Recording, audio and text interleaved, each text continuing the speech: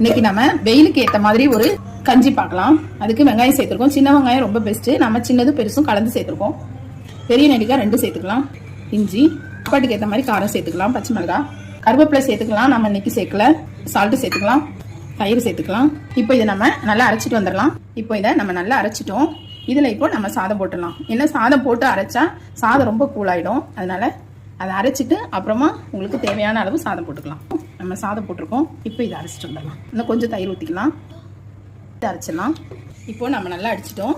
இதை நீங்கள் இதே மாதிரியும் சாப்பிடலாம். அப்படி இல்லைன்னா உங்களுக்கு கொஞ்சம் தண்ணி வேணுனாலும் நீங்கள் கலந்து சாப்பிடலாம். காலையில் உங்களுக்கு பிரேக்ஃபாஸ்ட் ரொம்பவே சூப்பராக இருக்கும். இதில் வந்து நம்ம என்னென்ன போட்டோம்னு பார்த்தீங்க இல்லையா, பச்சை மிளகாய், இஞ்சி, நெல்லிக்காய், வெங்காயம், சின்ன வெங்காயம் ரொம்ப பெஸ்ட்டு. இதில் கருவேப்பிலை மட்டும்தான் மிஸ் பண்ணிட்டோம். நீங்கள் கருவேப்பிலை, கொத்தமல்லி கூட சேர்த்துக்கலாம். இந்த தயிர் நல்லா ஊற்றிட்டு இந்த சாதம் போட்டு இந்த மாதிரி செஞ்சு சாப்பிட்டீங்கன்னா இந்த வெயில் காலத்துக்கு ரொம்பவே குளுன்னு ரொம்ப நல்லாயிருக்கும். இதே மாதிரி செஞ்சு சாப்பிடுங்க.